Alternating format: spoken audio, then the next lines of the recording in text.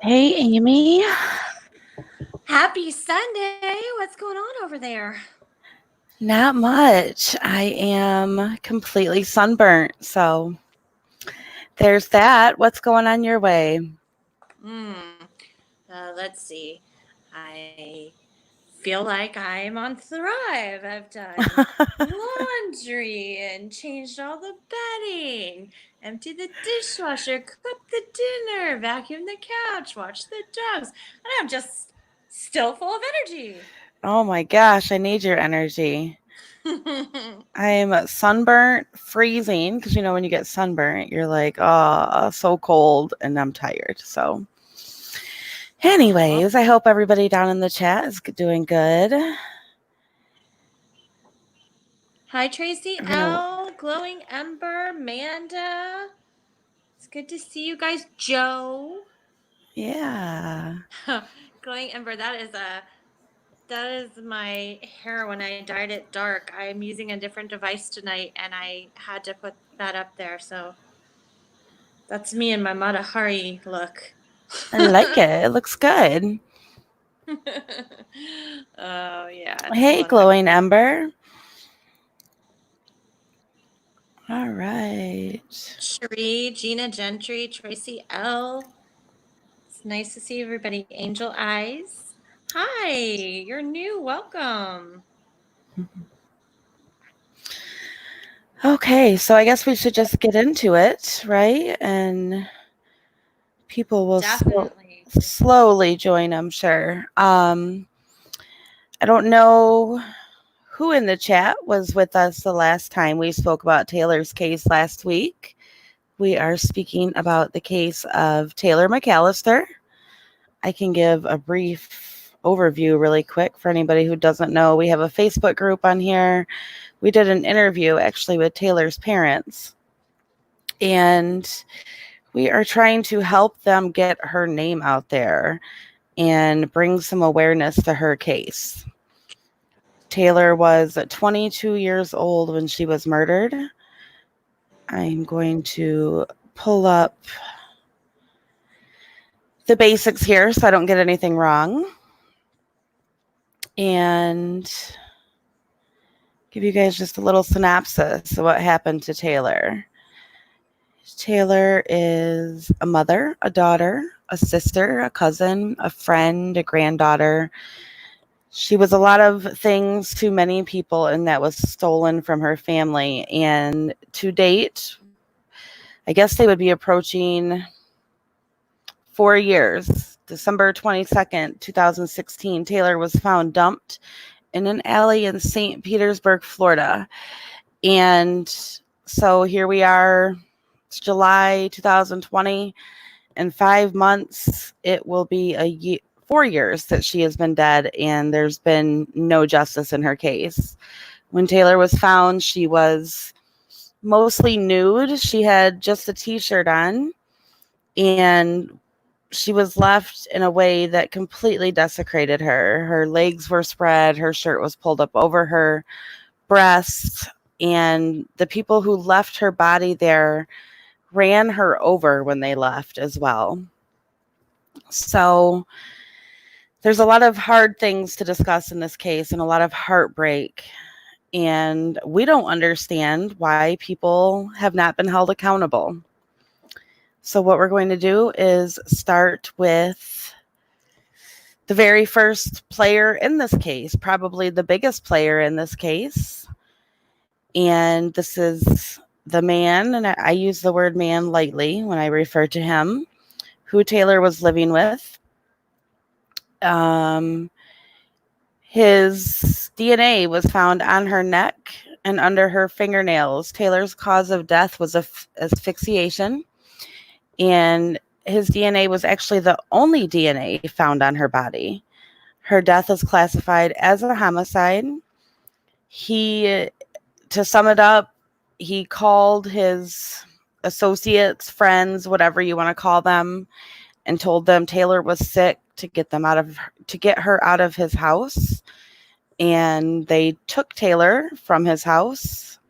And their claim is that Taylor died in their vehicle on their way to wherever they had planned to take her. They passed 7 hospitals from where they picked Taylor up to where they dumped her. And the claim is that Taylor died in the back of the vehicle that she was being transported in. So with the gentleman's face, oh, you can't really see it because he's behind our pictures up on the screen. His name is Robert Bertie Butler, and that is who we are going to discuss tonight. He needs to be held accountable. He needs to be charged with murder. The evidence is there, and nothing has been done. Right. And this is, I will say, this is a case where it's unfathomable why he wasn't arrested and why the police are not acting like investigators should. Right. She was with him when she died, and there are discrepancies in the story about whether Taylor was alive at the house at Robert Butler's house that evening, or if she died in the car. And this evening, I received some a text from the parents, and they from Bill and Leslie. I'm tongue tied. From Bill and Leslie McCallister, and they want you to know that Butler is currently in federal prison, but he's there for money laundering charges. Right. The family was guaranteed by the federal investigator, who said he would bet his career on it, that Butler would get between 12 and 14 years. He did receive 40 months, which was then later reduced to 27 months after he turned against another defendant in this case, or not really a defendant, another player in this case, whose name is Deontay Baker, on federal drug charges. Baker was ultimately found not guilty on those charges, and Baker was the driver of the truck transporting Taylor. So maybe we need to go back to that night and kind of give the play-by-play of how the events transpired that evening, and then get into who Robert Butler really is. So Yeah, we can do that. I would like to add that it is my personal belief. I believe you and I discussed this the other day, Amy. And this is just speculation on my part. We have interviews within the Taylor McAllister playlist. One of those is an interview done with Deontay, and one of those is an interview done with Robert.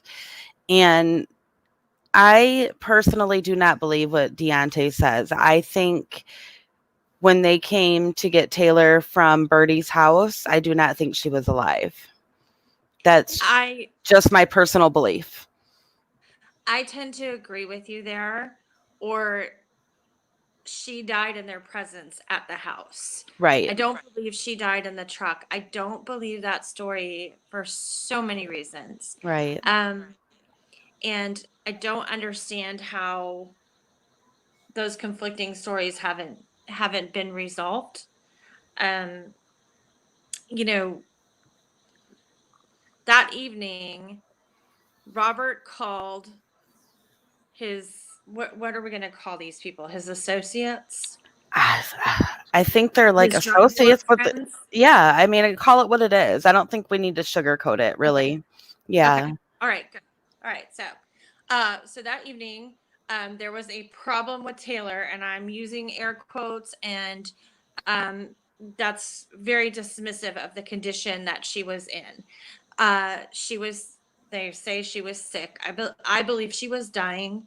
So Robert Butler III called Deontay Baker and a couple guys to come over and get her and take her to a hospital. And these guys were all smoking weed. They were high. They got in the car and they drove 45 minutes. And I want you to think about that, because if somebody is in distress and needs to go to the hospital, It makes no sense to call somebody 45 minutes away to come to your house to get Right. them. Right. Okay, so that's the first problem in this story. The second issue is that it is said that when these gentlemen arrived at the house, shouldn't have used the word gentleman, that there was quite the discussion about what to do with Taylor, because to them she was not in a good state, and they didn't want any part of it. And ultimately somebody loaded her into the truck and Baker was going to drive her to the hospital. It's important to note that Bertie doesn't take a lot of responsibility or accountability for any of these actions, because he claims that he was changing his clothes while this went on. And then he came out of his room where, by the way, Taylor's in his bed. Mm-hmm. And they were just gone. Right. And I feel like, I'm sorry, let me just finish this one thought. I'm so sorry. But I'm so troubled by this because I don't know the details and the nature of their relationship, but Robert and Taylor had a relationship. And it doesn't seem to me like he was upset or distraught or anything else. He claims he was going to get in the truck with them and go. And that's why he was changing his clothes. I can't accept that, because I feel like if somebody you care about needs to go to the hospital, you don't care about changing her clothes. You don't call people 45 minutes away. You call 911, you take them yourself. And if your friends leave without him, then you call him in the car, and he didn't do that. The next contact they had was when they called back to the house and said that Taylor had died in the truck. That's Right. the story. That's the story. Right. Mm-hmm. And, you know, the reason I have a problem with them saying that she died in the truck is having a science degree and a medical background and knowing what sorry guys, I'm tongue tied too, asphyxiation does. I just, no, I don't believe it. I don't. And at one point, Deontay said that Taylor sat up in the back of the truck. I don't believe that. I don't believe that I either. don't You buy and I what he's talked about selling. that Yeah, other night. Yeah. right. Yeah. If you asphyxiate somebody, and I believe it was Taylor's mother that said that Taylor had a stroke, correct? Yes. Taylor, Yes. And it's been reported in multiple places that she had a stroke as well. So, right. So yeah. she had a stroke from these injuries. If somebody has a stroke and they've been strangled, basically, they're not going to have the physical ability to sit their body upright in the back of a vehicle while they're, air quotes, dying. It's just Right. no. Right. If she couldn't get Especially herself out of the mid. house, she couldn't set herself up in the back of a vehicle. It doesn't work Right. that way. She couldn't. Right. They claim that she couldn't talk at the house. She was mumbling. She was writhing like she was in pain. Mm-hmm. She couldn't walk. They carried her to the car and placed her in the back seat, and then claimed moments before she passed that she sat up. Mm-hmm. No. Yeah. I mean, I can't say it's not possible, but I can say not probable. Somebody from Facebook made a good comment. We had spoke about this the other day. They said Stephanie Tomaszek said that's why she urinated in his bed. I believe she was dead as well. I am in agreement. Mm-hmm.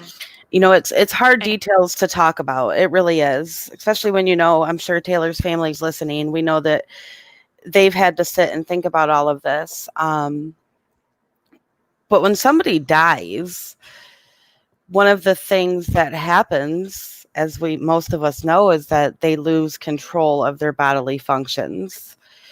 People will urinate, they will vomit, they will defecate upon death.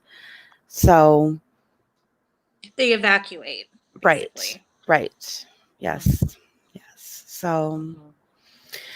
So we're going to get into Bertie here. Robert, you can see his face on the screen. I took our faces down. He's a pretty tough looking guy. And Yeah. I mean, he's sitting in federal prison. That's all fine and dandy, but he's still not being held accountable for what he did. And it's not fair. Yeah. It's wrong. And so let's talk about why. Yeah, Let's let's talk get into about it. why. Taylor's parents are Not here. only does Hi, Bill and yes. Leslie. Hello.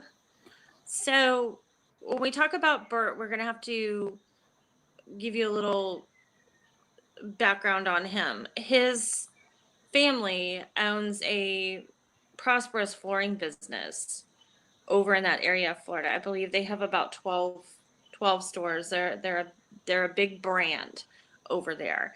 And at the time of this, he was not physically working in any capacity in the store, in the corporation, but he did hold the title as vice president. It has been said that he is financially supported by that business, and it's quite a lot of money. There are other siblings involved in this business. His own father died early in December, the same month that Taylor was murdered. So I believe his father's memorial service was like December 18th, and then Taylor was murdered on the 22nd. So since then, the siblings have squabbled, and there have been a lot of accusations about Bert's behavior and lifestyle. Um, he's been accused of using, we'll just refer to it as like corporate funds on things like alcohol, parties. He has gone on trips like to trade shows in Hawaii and been kicked off the event floor for, I believe it was egregious behavior. He has a lot of money behind him. And then we have to talk about the people he associates with, these drug dealers. And if you watch the interviews, they are fearful of him or intimidated by him. And I have to ask you, Danielle, do you believe that's because he has a lot of money behind him and he tends to get out of things because he does have a criminal history, an extensive one? Absolutely. Money talks. I mean, that's Or, sadly the world we live in. right, is it because he's a violent person? And if he doesn't hurt these people himself, he will pay somebody else to do it? Is he running his own drug organization? Is he not simply buying for these people? Is he financing the drugs they sell? He could be. He could be. It could run much deeper than what appears, you know. Right. It could be something to that effect. I think that's very fair to ask, definitely. And I haven't been able to find anything, but if anybody wants a little project, or I actually thought about this a couple of minutes before we went live, and I was going to send a message to Bill and Leslie.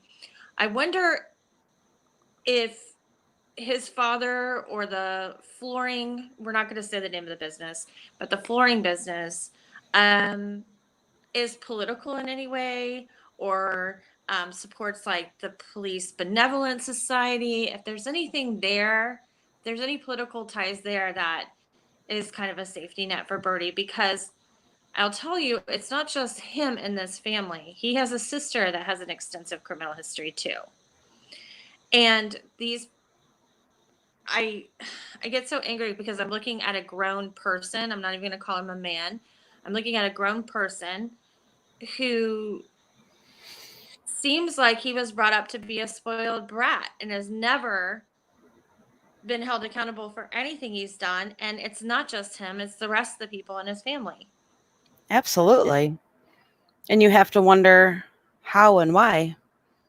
I mean, at what point do people keep walking away from crimes and nobody questions it? Right. Right. And if Or we're getting being, little to nothing as a sentence or a slap on the wrist. You know what I'm saying? It yeah, just, yes, I definitely, it baffles me and it angers me. And I sit here and I think, just so everybody understands, if you didn't hear the last live, Bill and Leslie McAllister are the most transparent people you will ever meet. They are not trying to whitewash anything. They will tell you that their daughter had a addiction issue. It happened after she gave birth to her twins. It started with Percocet, I believe. She burned through them really quick, and then she struggled and she bounced back and forth in and out of their house, on the streets.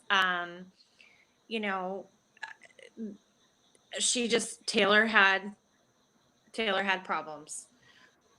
Robert McCallister is a known felon, and a dead girl is found in his home.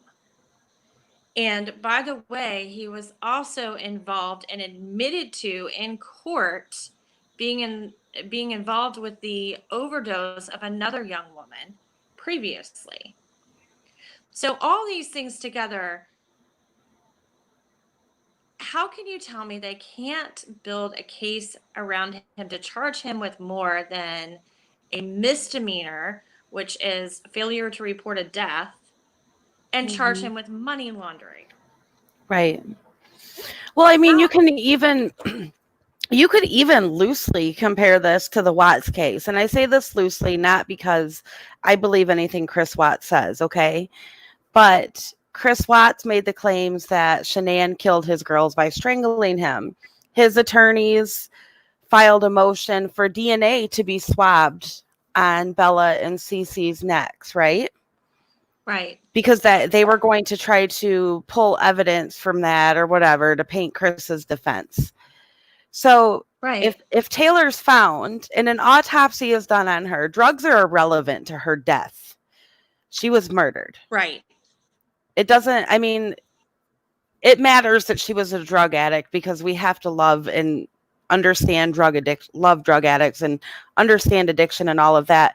But in the grand scheme of her death, she did not die from drugs. She was strangled. The air was taken out of her body by somebody putting their hands around her neck. They left fingerprints. His handprints are on her neck, and his DNA is there.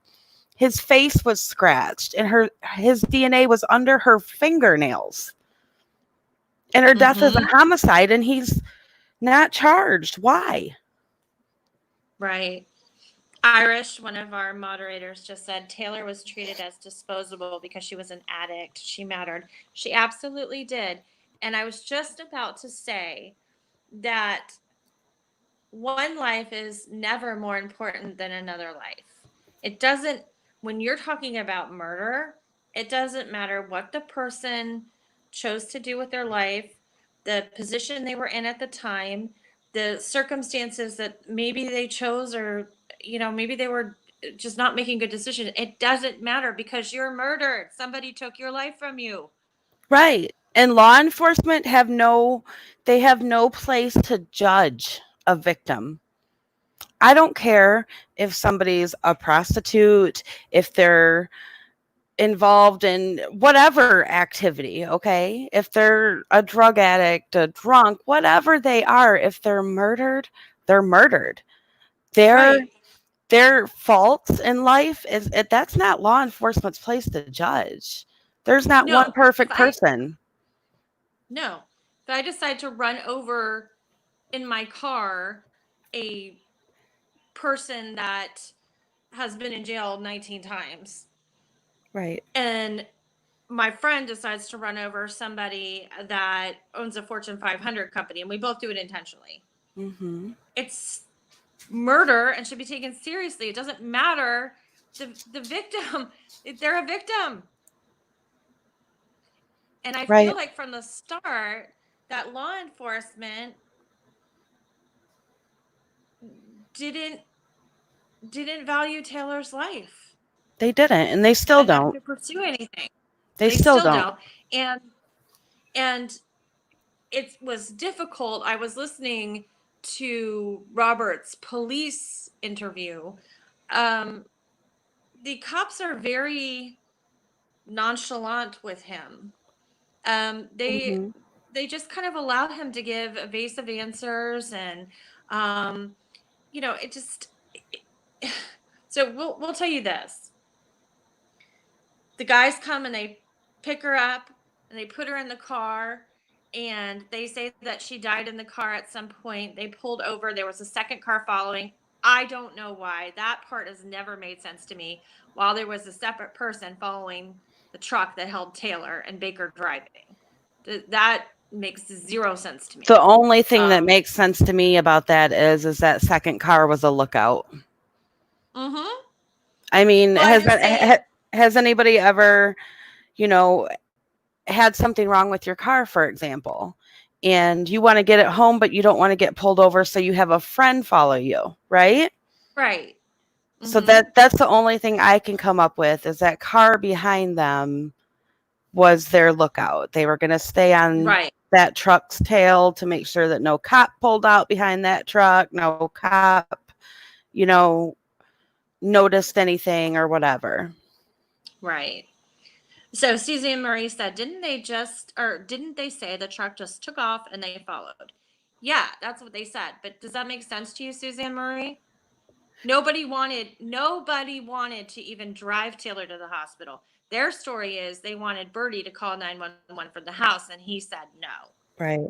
And then he goes and changes his clothes, and they decide to run off with Taylor Right. and speed off in the truck. And he comes out like, where did everybody go? Well, I don't know. He doesn't call them. He doesn't anything. He doesn't question that all the vehicles have left his house and a second car is following. None of that makes sense. And for law enforcement to take that statement and not question it is mind-blowing to me. And I agree with you, Danielle, that when you're being rational, that second car is a lookout. It's so that nobody gets pulled over with a dead girl in the car, a deceased girl, or a dying girl in the car. It's gross. So then they claim that Mm-hmm. she passes away in the car. They pull over. Somebody claims to have checked her pulse. They use some vulgar language about some other Right. things that I'm not going to repeat because I feel Right. it's So ultimately disrespectful. why weren't the cops rational? Right. Right. So at this point, they're on the side of the road with someone they claim is deceased. They wanted to call 911 in the first place back at the house, but they don't call 911 on the side of the road. They called Bertie and asked if they could bring her back to the house. God knows why. What were they going to do with her there? That right there is a major, major thing to consider because they don't call 911 and they want to drive her back to his house. What were they going to do with her back at his house? Call 911 there where he wasn't going to allow them to do it the first time? And Robert says, no, don't bring don't bring her back to my house. And then they discard her in the alley. They stage it to look like, I don't know, she'd been sexually assaulted. They ran her over with the truck. And then they proceed, these innocent people, okay, including Robert, and I'm using innocent, I'm being sarcastic. These innocent people return to Robert Butler's home, collect her belongings, discard of them in multiple places, burn their clothing. Why, if you didn't have to do anything, if you didn't have anything to do with someone's death, why would you do all those things? There's no reason to, and the police didn't question that. And we're sitting here today in July, and these people aren't being held accountable. All they've been charged with, as far as Taylor is concerned, is misdemeanor failure to report a death. What were they going to do with her if they brought her back to the house?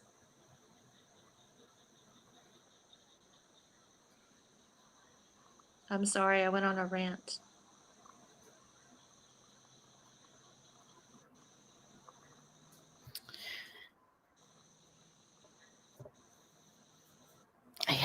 I don't know. I don't know. Yes. Her parents said they. No, you're fine. Everybody's, I don't know. I think there might be like an audio issue.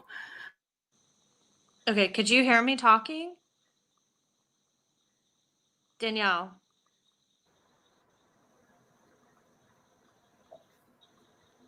All right, I'm going to check. I don't think Danielle can hear me. Can you all? No, you cut out. Okay. Oops. No, you cut out. That was weird. But I heard you begin to say, Okay. We are having audio issues because now you're cutting out. I'm going to leave StreamYard. If you can send me another link, and I apologize to the chat. This happens sometimes. Oh, it looks like Danielle stepped out. Okay. I'm sure you all saw in the chat, Bill and Leslie, who are under Justice for Taylor 22. That's Taylor's official hashtag. Is that they also destroyed the video surveillance footage. So Butler had cameras, and all of those tapes around the house and the home and everything are gone as well. You're back. yeah, I left and came back. I don't know Okay. what was going on. It was cutting out. I couldn't hear you. It's weird, but I'm back. I think my sound is okay now. Yes. I can hear you. We're good. So Yay. sorry about that, guys. Yeah, it's real life. It happens. It happens. I just got a little worried because I got all ranty. No, And then I was dead air, and I was like, uh-oh. you're all good. I just muted my mic and let you. See, guys, I can't even talk tonight. I let you just keep going. So yeah, Bill and Leslie said if you did nothing wrong, why destroy that? Why wouldn't you want to keep that footage? I mean, if I had footage 100%. that exonerated me, I'd hand it up on a silver platter. Here you go. Check my neighbor's cameras, check these cameras. Here's my footage. People don't destroy stuff unless they have something to hide. Right. Yeah. And, they never found, like, Taylor apparently communicated on different cell phones or whatever. My understanding is that a lot of the people that surrounded Butler were, or almost everybody that he associated with were drug dealers or some sort of career criminal. There was mention of the girlfriends of, like, for instance, Baker having 8 to 10 cell phones on her at any time. Like, it's Right. normal law-abiding citizens don't need 8 burner phones. Well, I think at this point you have to consider police corruption. Yes. It has to be considered. And I am one of those people. I back the blue 100%. I mean, I had a distant associate's husband who is a cop be killed yesterday.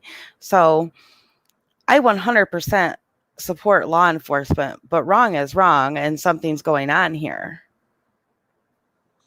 Right.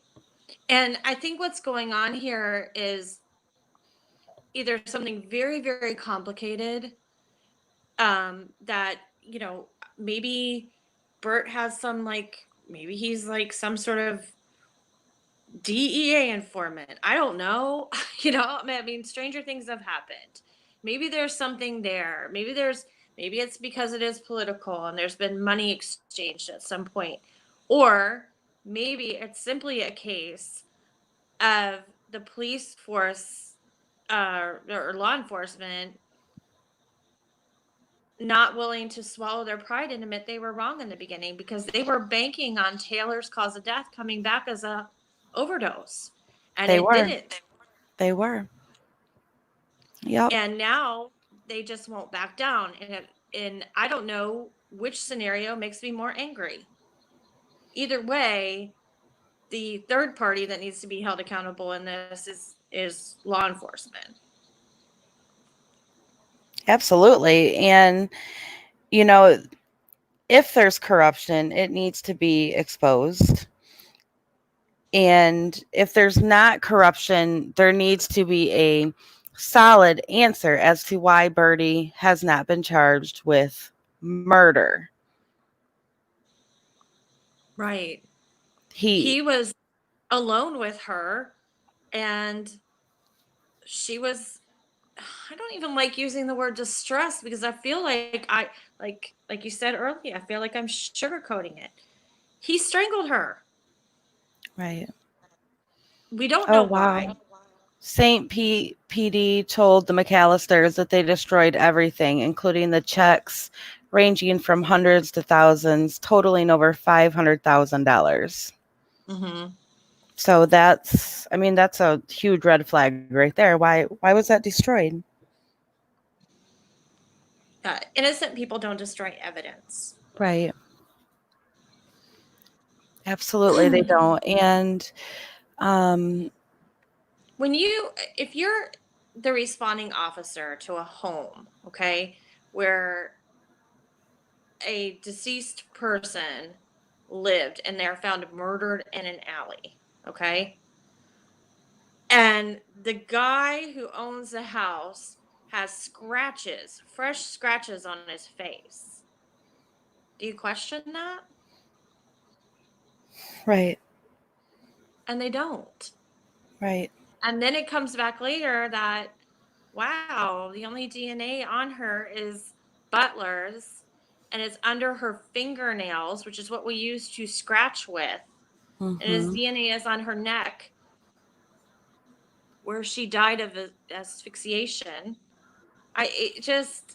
And I read a statement today saying that there's just not enough evidence. That, yes, it sounds suspicious, but there's not enough evidence for conviction. I am not an attorney, but I beg to differ. Mm-hmm. Yeah, I beg to differ as well. I mean, they have all of them admitting that Taylor was not physically okay. No. That there's, I mean, that's been admitted to. She was not physically okay in Bertie's house that night on December Anytime you're considering, 21st.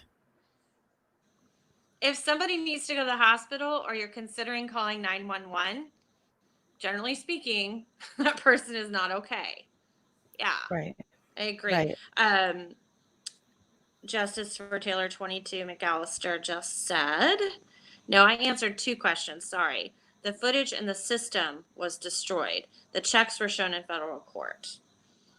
So the checks are how they got them on money laundering, I believe, because what they were doing is Bert was writing the checks to the drug dealers, and the drug dealers were washing the money through their girlfriend's bank accounts.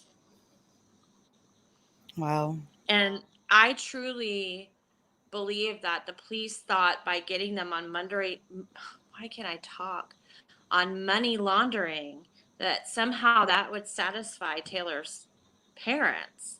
And why they would think that is beyond me, Right. because they need to be charged with murder and accessory too. Mm-hmm. They do. They do. And I think where we're at today and where Taylor's parents are at is that the more people click the links, we have all of the links, they're being shared in the chat, but in the description of this video, Taylor's parents has provided a link to every public official possible in Florida for people to reach out to and say, hey, what's going on with the Taylor McAllister case? Why has Right. there not been any charges in Taylor's case? Her death is a homicide. Why is nobody charged for this?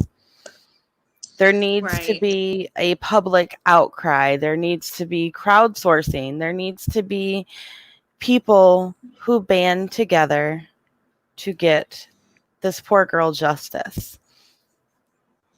I agree. And I'm gonna just address something here real quick. As long as we're talking about accountability, when the night that we talked to Bill and Leslie about about Taylor, and they were kind enough to join us here. I did say that I was going to put together some letters. I have started doing that, you guys. I have not finished. We've had some other housekeeping issues within this channel and the Facebook groups. I will get those out tomorrow morning. I promise. Send me hate mail if I don't.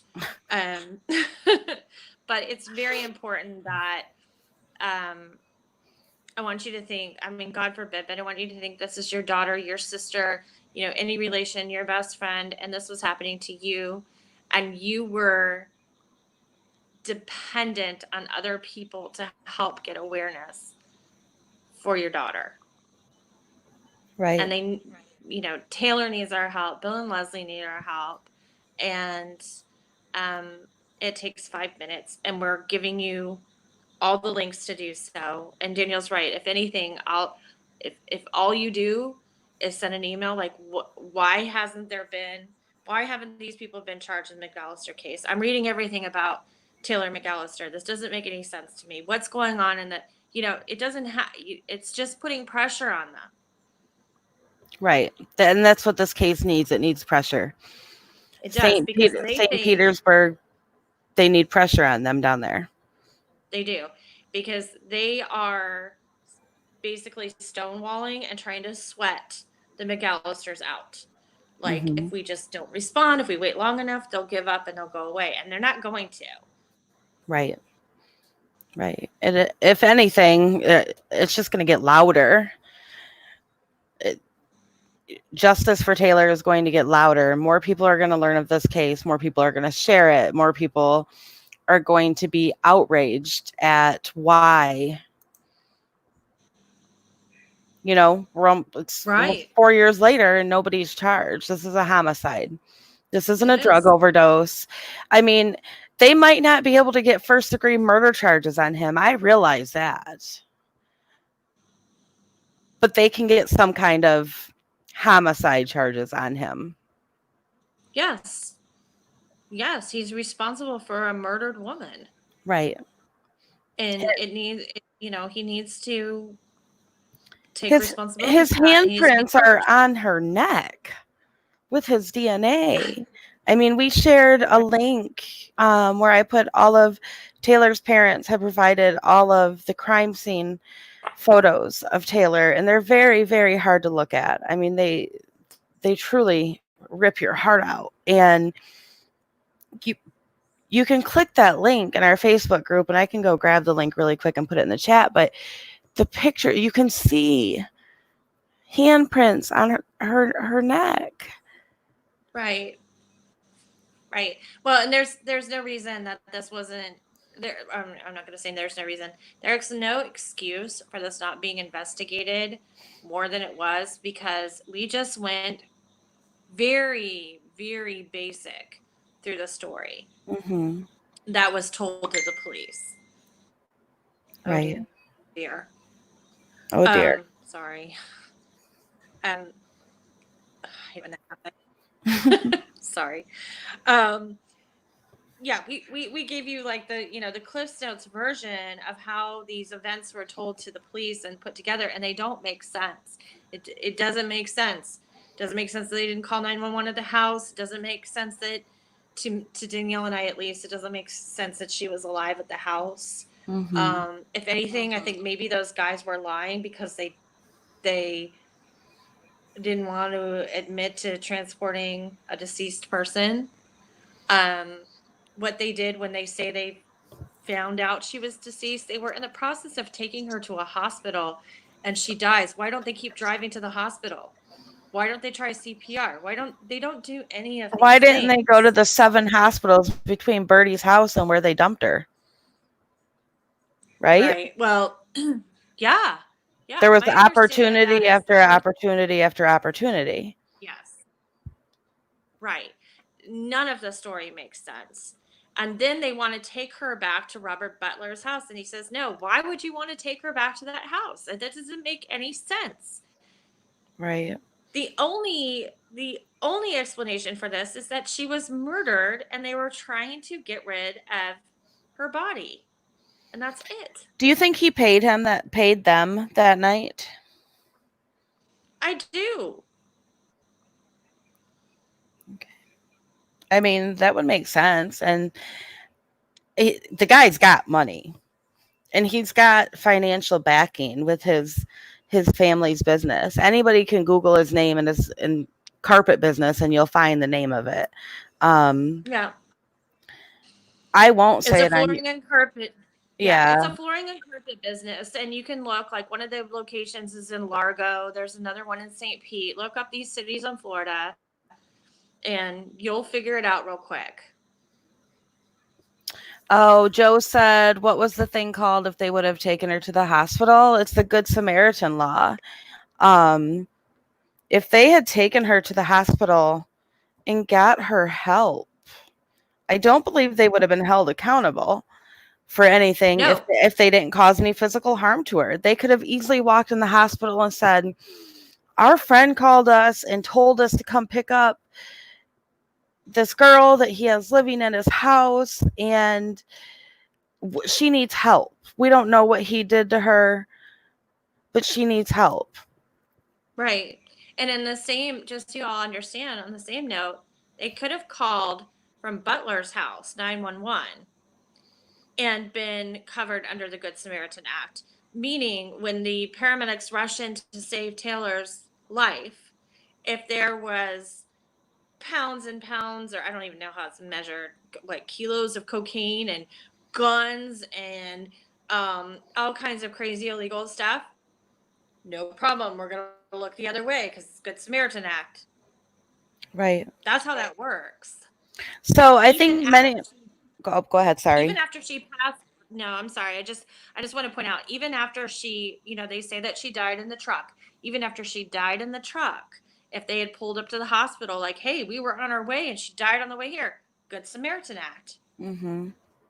You did the right thing. But they Right. didn't do the right thing. And the reason is because this was a murder. And they were covering it up. Right. What are the chances that Robert is an informant? That's what I was saying earlier. If Right. he's like working with the DEA or something like that. And if that's But does working with the DEA get you out of murder charges? Because I thought working with the DEA just got you out of drug charges, basically. That was my understanding of an informant working in the drug industry. It shouldn't. There's corruption in that police department, and it's unfortunate, but it seems like to me that the obvious thing is that they didn't think much of Taylor. They didn't value her life. They made some statements to that effect that I'm not going to repeat. And they were banking on her cause of death to come back as an overdose when it did not. They couldn't swallow their pride. Instead, they all kind of backed each other up and the stood in a circle and said, we'll just band together and stick with our story, which makes them no better than the people that killed Taylor. Absolutely. Stephanie Thomasek on Facebook said that she doesn't think that he's an informant because he uses too many drugs. So, well, I mean, I'm not an expert on that. I don't know, but I know when they place people like in undercover situations, they use drugs. Like if you're right. I know. Yeah. People that I grew up with who got in trouble for drugs, and instead of getting charged, they became narcs, basically. They set other people up for stings is what they did. So they got out of their charges. But they were still doing drugs and probably still are today. I don't know. I don't really know. I think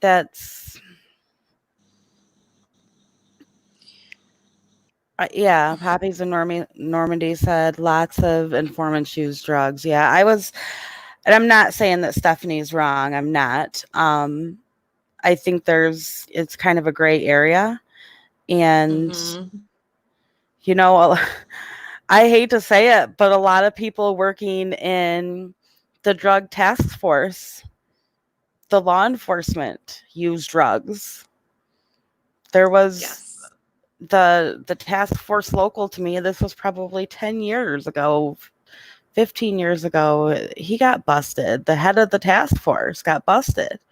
You know, for busting people for drugs and keeping some of it for himself. So it's right.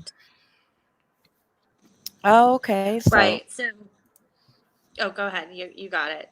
no, you can go ahead. It's fine. Okay. So Bill and Leslie said that a private investigator told them both that the Butler's defense attorneys have connections in the system. That makes sense. That's disgusting. And then Poppies in Normandy said you usually have to use them in their presence. And that's true as well. You can't be a drug dealer and buying drugs from somebody or being an informant without you gotta know the rules of the trade. Right, right. And it's kind of like a thing, like I'm doing the bad thing and you're doing the bad thing, so I guess we're both cool. Right. You know? Right. You're gonna be suspicious of somebody that doesn't. Right. So I'm with you, Jilly Bean. Jilly Bean said she can't believe there's no one with a conscience. This was a human being. I wonder if they ever think this could be their own daughter, wife, mother, etc. I agree 100%. The world would be a much better place if people thought about that. Yeah, absolutely. When they're doing stuff. And I think, those of us that are parents, I think most of us are parents. You look at this case and you see this beautiful 22-year-old girl who had her whole life ahead of her, and her parents are begging for justice. They're fighting for it, and they shouldn't have to. It should have already been given to them. Right, because the police are there to protect and serve. But they're protecting the wrong person. That's my opinion. Yeah, I agree. They're protecting Bertie. They're not protecting Taylor. Right. And they're protecting their own pride. And there's no room for that. There's not. And so if you're in the chat and you haven't watched the interview with Bertie, it is in the Taylor McAllister playlist. It's very interesting to listen to. And there's also another one in there that Leslie McCallister, Taylor's mom, went to the jail and spoke with Deontay Baker. And Leslie, I know you're listening. My heart goes out to you. I can't imagine the strength that took to walk in there and sit down and stare at the face of one of the men who was complicit with leaving your daughter dead like she was Crash. You're very strong. Well, she was found by some derelict collecting cans. That's how Taylor was found. So she was discarded like trash. That's where people were looking for cans in that morning when she was found. It's no. Poppies in Normandy says, so we need to be requesting that they bring the FBI in. Florida should have, but they won't because they know they can't. I will tell you that, Bill and Leslie, maybe you can state this a little bit more eloquently, but that they have tried to get FDLE involved and they kind of get a runaround with the agencies. So there is a protocol and they have to request assistance from the FBI. That is what my understanding is. And that's not happening because anytime the parents request an intervention by another agency, they kind of get spun around in the washing machine. Right. I don't know. Something has to be done. And I wish that we could make it happen today. I do. We can start making it happen today by Yes. clicking on those links and sending messages and putting the pressure on, by talking about it, by sharing this video on your timeline, or I don't want to be misinterpreted. It's not even promotion for this channel.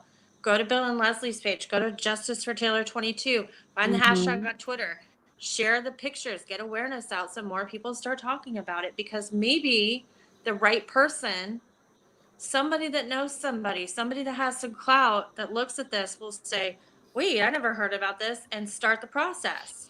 Right. I think one thing that we might do, I have to talk to you about this, Amy, is most of our Facebook groups are private. I think Taylor's is one that we might actually make public. I think that's a great idea. So that we can use crowdsourcing. And so our posts can be shareable. Right. So the post will be shareable so that anybody on Facebook, we all have lots of Facebook friends usually, if you're on your real Facebook account, because some people don't use real Facebook accounts. But right. As for me and Amy, we have real Facebook accounts, and I have to imagine everybody else. I like to believe the best in people, that everybody else is using an account that they have a lot of friends on there as well, and just share it. Share the heck out of anything you see on Taylor. Sheila Wysocki is aware of this case. We tagged her in a post last week. She actually acknowledged the post. So we're going to reach out to her again and see what we can do and keep trying at that angle.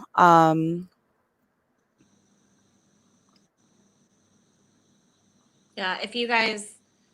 Hybrid Pisces, that the ones who did the Andriacchio podcast, that was Sheila Wysocki. That was without warning, right? Without a trace. Without a warning. Without a trace. No, it's called Without a Warning. Oh, Without Warning. You're right. Without a Trace is something else. But sorry. No, you're fine. You're fine. So yeah, just share. And we're going to put more information about Robert in the Facebook group. I personally am not scared to post anything about him. That's one thing about us. We're not frightened of people like him. Not that Taylor's parents are either. No. We don't have anything, we're allowed to say whatever we want and talk about whatever we want. We could name his business if we wanted to. We choose not to. But we'll point you in the right direction. Oh, I'll definitely drop probably maybe like a Google pin on a map or something and take you right there without giving you a name. But and you guys can find it. So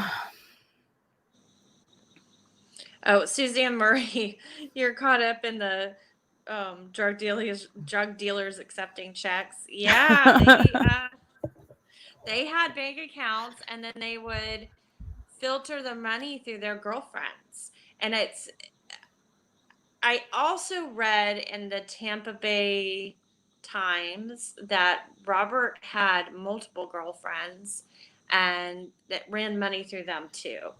So was he running money through Taylor?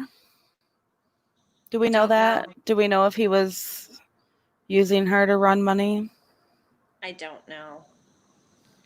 Their whole relationship is bizarre because at the time, I believe he was 52 and Taylor was 22. Mm-hmm. It was a very strange relationship. Most people thought and verbalized that he was way too old for her.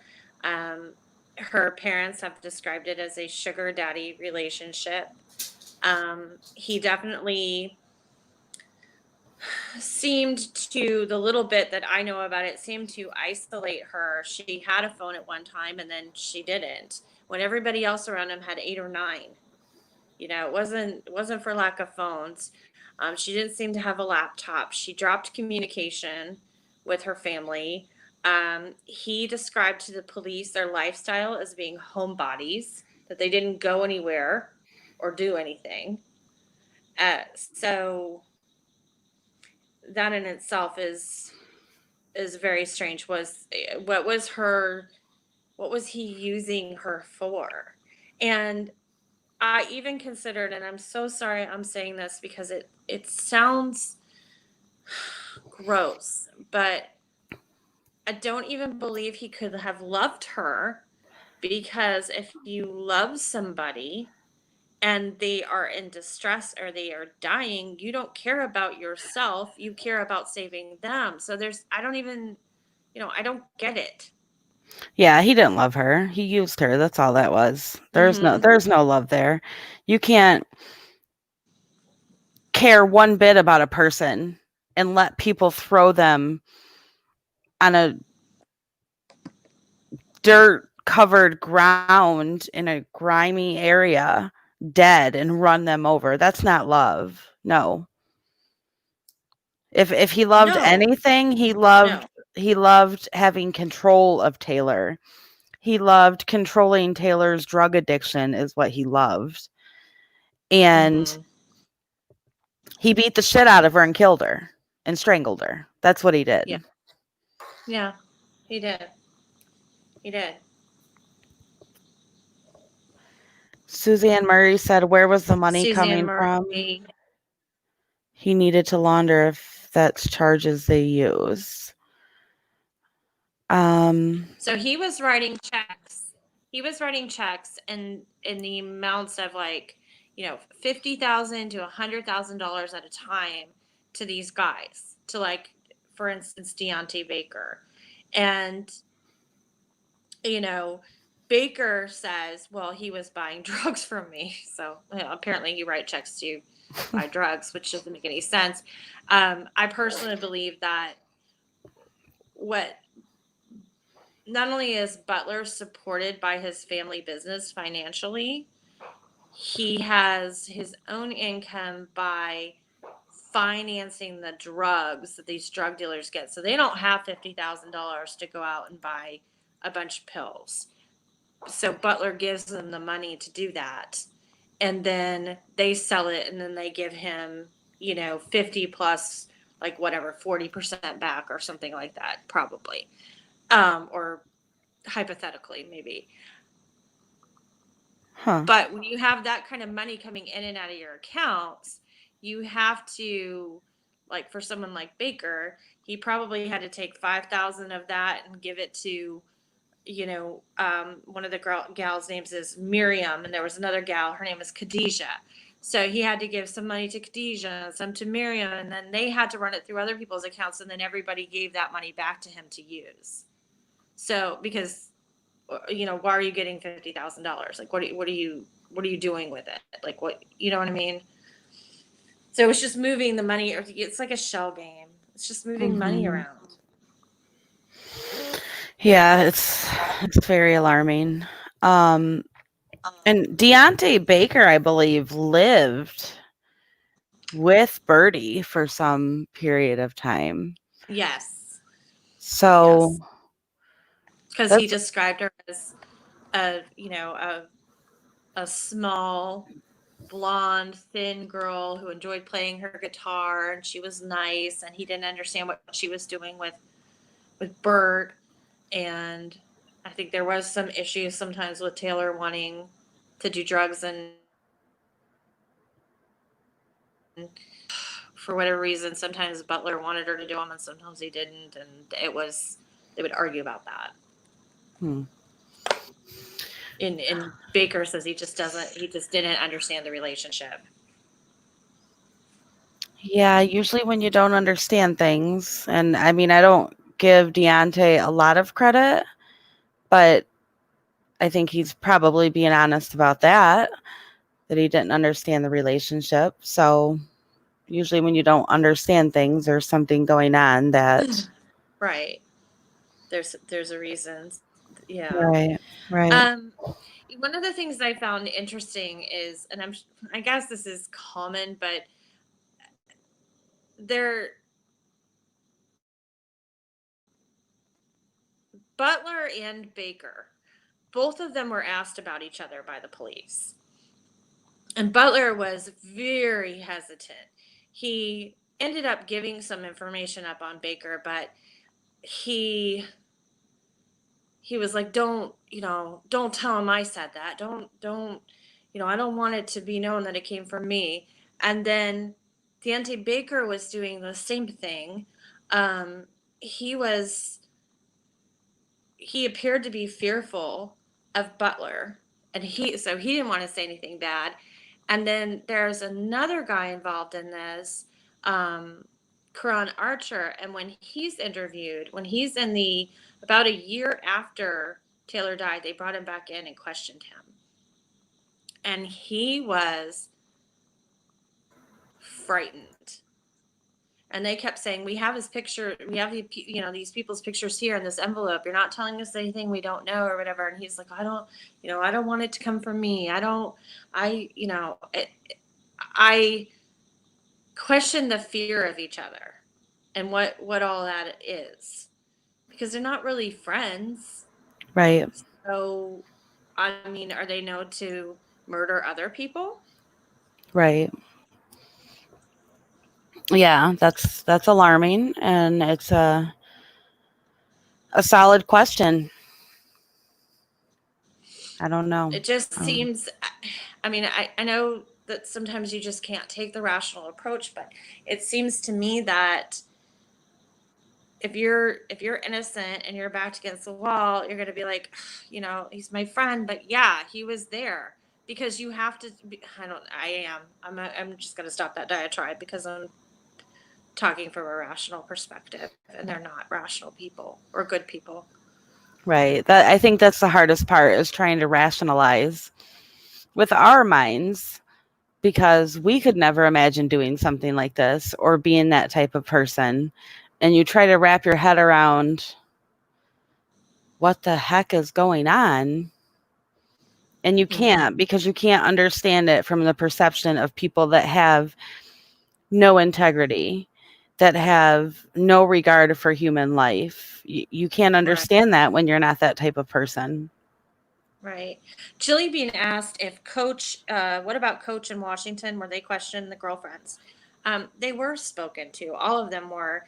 I know that I read some information about the girlfriends talking about Taylor, and so yeah, they were. This goes beyond Butler, but the reason we're talking about Butler is because he is the one that murdered her. He is. The other people were complicit in it. Now, my understanding is some of the others were charged and did some time, right? For dumping her and leaving her there. Right. But it's still, failure to report a death is still just a misdemeanor charge. Right. They got basically like a slap on the wrist. Nothing really happened to them for what their actions and what they did. I don't know if they could be charged with any more, which is very, very unfair.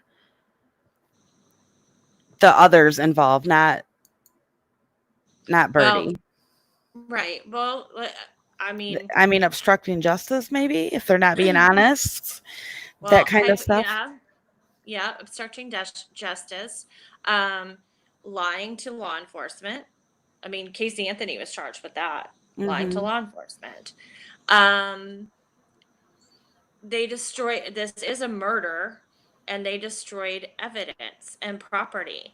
Their clothes they were wearing that night, Taylor's possessions, the sheet that she was wrapped in when they put her in the truck, because she was wrapped, she had on a t-shirt, but she was wrapped in a sheet. And they said, I don't know, I guess we threw it out the window or threw it in the trash somewhere. That's another thing that brings me back to the mattress she was laying on was destroyed. Right. That's another thing that brings me back to Taylor not being alive when she was placed in that vehicle. Right. Why do you wrap somebody in a sheet if they're alive? Do you know what I'm saying? I could see covering somebody up. But they use the term wrapped in a sheet. wrapped in Correct. tape. Yes. Yeah. Yeah. So Yeah. And the sheet was urine soaked. So why would you they wrap weren't somebody in a urine soaked sheet if they're right. So alive? they weren't, yeah, and they weren't moving. I'm at a loss for words tonight. They weren't moving at a swift pace with this, right? Mm-hmm. He called them. It took them 45 minutes. They stood around and debated. Bert's changing his clothes. Like, some time is going by. It's not like they flew in the house and like picked her up out of the bed she was laying in, and that they were, because she was nude from the waist down. They were trying to protect her dignity by wrapping her in that sheet. That's like, it didn't happen like that. Yeah, they were getting rid of stuff. Right.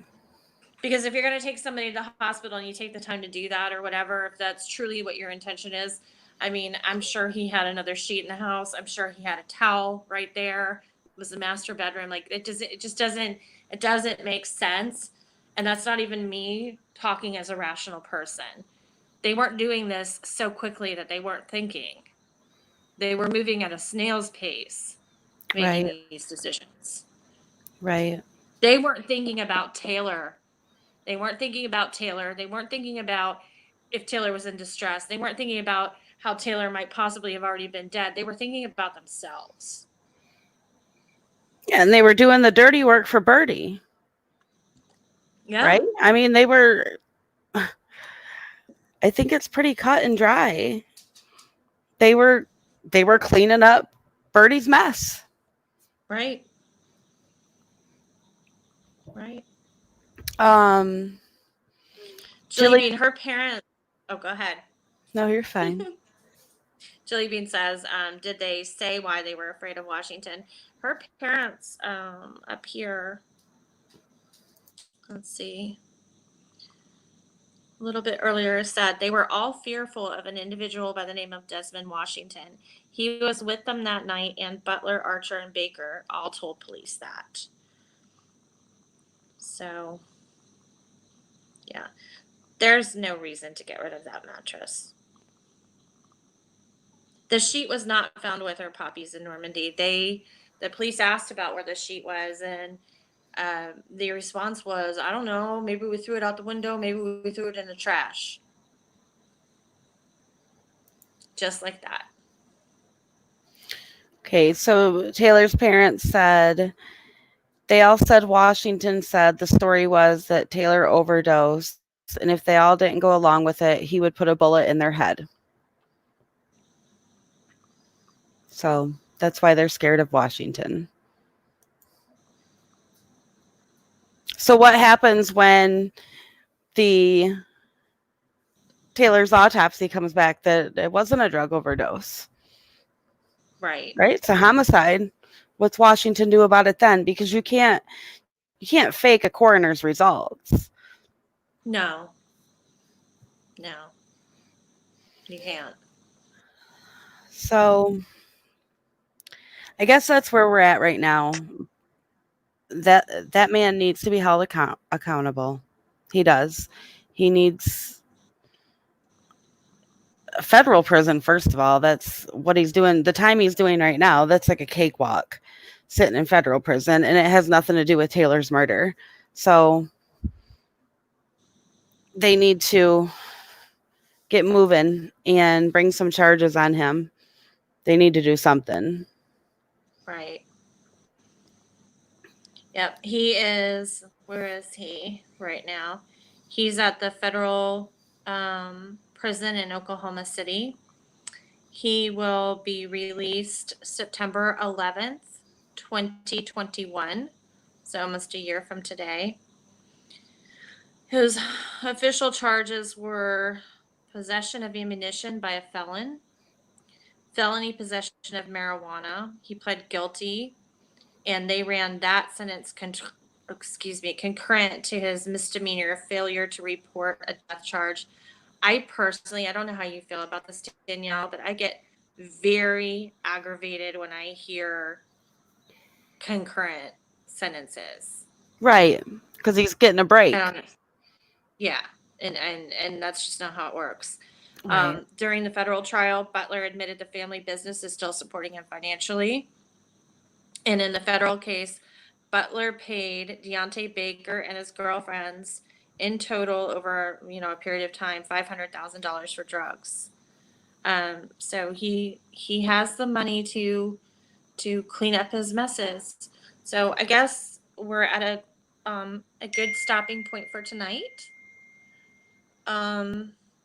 We ask that you check the links, that you share Taylor's story on social media, share it wherever you can. And Danielle, I think it is a great idea to make Taylor's group public. So maybe we can take Yes. care of that.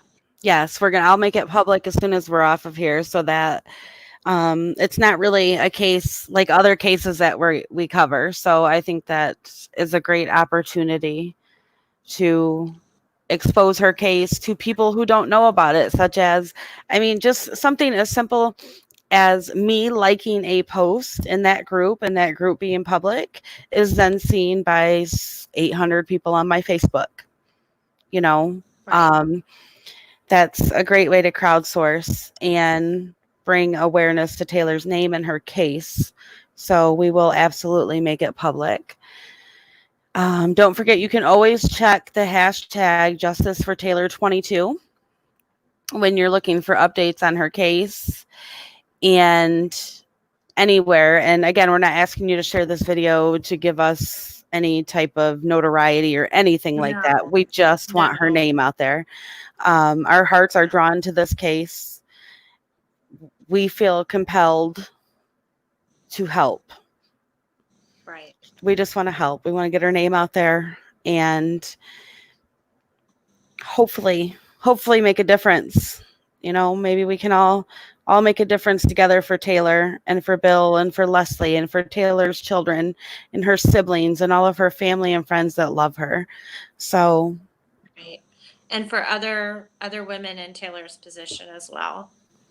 Yes. So her life mattered. So with all that being said, good night, everybody. Thank you so much. Good night, everybody. We'll be back on tomorrow night, actually. So we're going to be back on about the Vallow and Daybell case tomorrow night. Until then, we'll talk to you guys later, and I'll go make that group public now. Thank you to all of our mods down there. You guys are doing awesome sharing the links. And to Bill and Leslie for all of your input and talking with us and allowing us to cover Taylor's case and be transparent. We are thankful for that. So we're very, very grateful. Thank you guys. Everybody have a good night. Good night. Bye.